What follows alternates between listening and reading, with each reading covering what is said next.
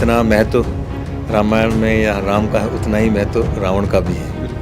तो ये रावण के जो पिताश्री थे विश्वेश्वर जी, उन्हीं के नाम पे हमारा गांव का नाम बिसरक पड़ा।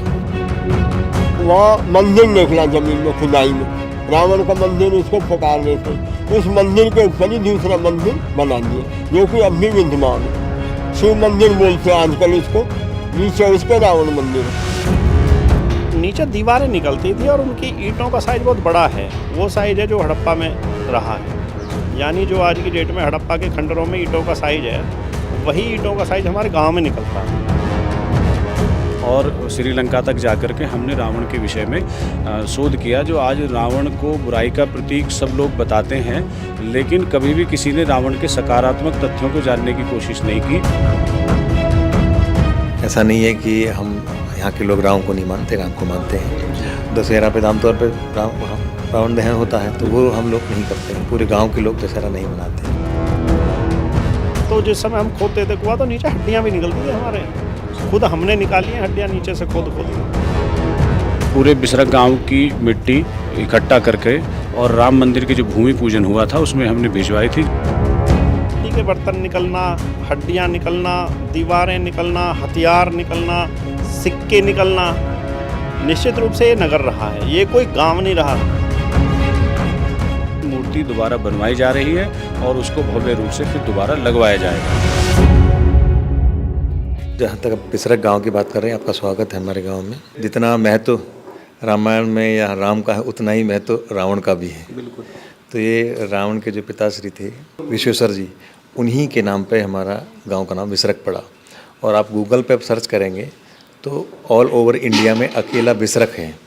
गांव आपको बहुत मिल जाएंगे, लेकिन एक गांव के नाम 4 मिलेंगे। अकेला बिसरक हिंदुस्तान के अंदर, बिसरक अगर है तो अकेला है, इसलिए है को विश्वेश्वरा जी के नाम पे है।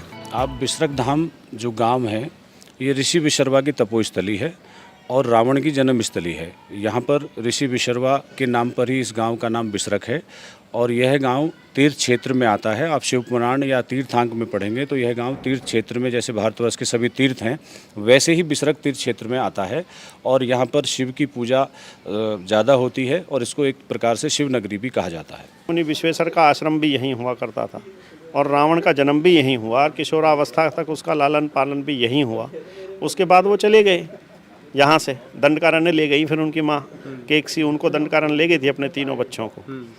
ये तय था पहले से। ये जब विश्वेश्वर से उन्होंने विवाह का प्रस्ताव रखा था तो उसमें ये शर्त थी कि जब मेरे बच्चे किशोरावस्था में आ जाएंगे तो मैं अपने बच्चों को अपने हिसाब से पालन पोषण करूँगी, मैं आपके पास नहीं रहेंगे वो। तो इस शर्त पे ही शादी हुई थी केकसी की और विश्वेश्वर की। क्योंकि केकसी थी यहाँ, जिनको जैसे ऋग्वेद अगर आप पढ़ोगे तो ऋग्वेद में यहाँ के मूल निवासियों को असुर कहा गया है। और केकसी जो थी वो उसी समय एक असुर सरदार हुआ करते थे ऋग्वैदिक काल के, उनकी बेटी थी। और निवास स्थान उनका दंडकारण्य था, वहीं से उनका शासन चलता था। लगभग जब आर्यों का और यहाँ के मूल निवासियों का जो टकराव का काल है, ये उस समय की बात है। कुछ चीज़ें तो ऐसी हैं जो बताई जाती हैं, वो है नहीं। ऐसा नहीं है कि हम यहाँ के लोग राम को नहीं मानते, राम को मानते हैं। और चूँकि रावण की जन्मस्थली है तो इसलिए हम उस महत्व को समझते हैं। तो यह है कि पीछे जैसे बताते हैं कि 2-4 बार कभी जैसे दशहरा पे अब रावण की जैसे जलाई गई तो वहाँ अनहोनी हो गई थी, हाँ, डेथ हो गई थी। दशहरा पे आमतौर पर रावण दहन होता है, तो वो हम लोग नहीं करते हैं। पूरे गांव के लोग दशहरा नहीं मनाते हैं।